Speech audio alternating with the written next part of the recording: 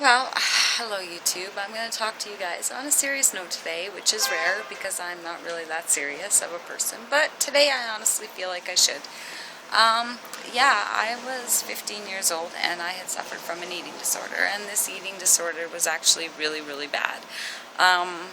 It almost took my life. I was 65 pounds and I was admitted into the hospital on and off for 3 or 4 years.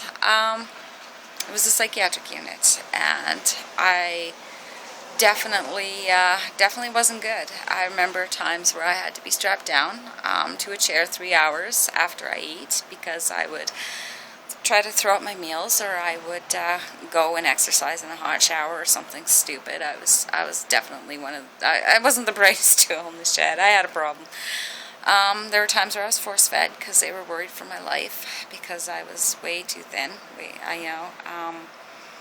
Yeah, it was a really ugly time in my life, and I had remember even coming out in the first time. Now, I come from a very small town, very small community, and a lot of people did not understand what it was to be, sick like that. I remember, though there were some nice kids, there was also some very mean kids. I remember one time I was strapped down, or held down by this one kid, and wrote "psycho" on my forehead with a permanent marker.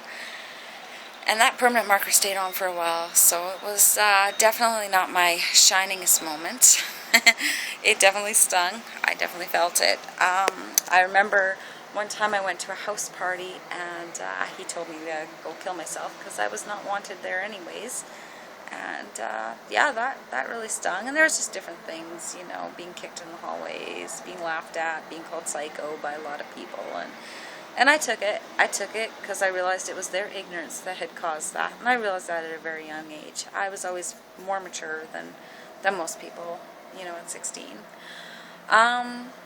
Yeah, it was a really rough go. I remember later on I had constant in and out of the psychiatric unit. I actually started cutting due to my own issues.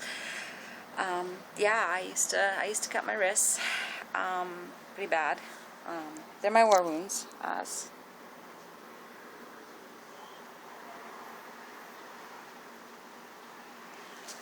Yeah, that's what I used to do to myself. Definitely battle scars. They always constantly remind me of the war that I had been through and who I am today because of it, which, who I am today because of it. I'm a very strong, independent woman. I had actually left high school and graduated from college. I got into healthcare, which I don't regret whatsoever, because I love my career choice. I remember what it was like to be in care, and I remember what it was like to feel helpless and lost. Maybe not in some of the ways that some of my patients do, but yeah, I take my job very, very seriously, and I had definitely became what I became for a reason, and I think what I had been through had paved the way for my journey as a healthcare worker.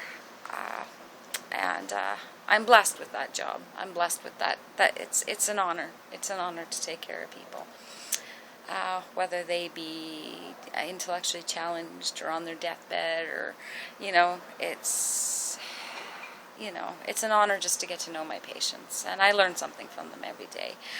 That's who I became, and I'm just telling you this because I'm not ashamed. I'm not ashamed. I am who I am, and I became who I became because of where I've been, and where I've been has been some ugly places, and yeah, and I am very actually honored that I got to live those experiences. You don't see it when you're actually going through it, but once you're done it, and once it's all said and done, and you realize just how much you actually learned from that situation. Of course, you never really realize that at the moment that you're going through a bunch of this stuff, but once you're through it and you look back, you're just like, wow, those are some life lessons I am blessed to know, because a lot of people never got to live that. Anyways, that's pretty much all I have to say. You guys have a good day, and peace.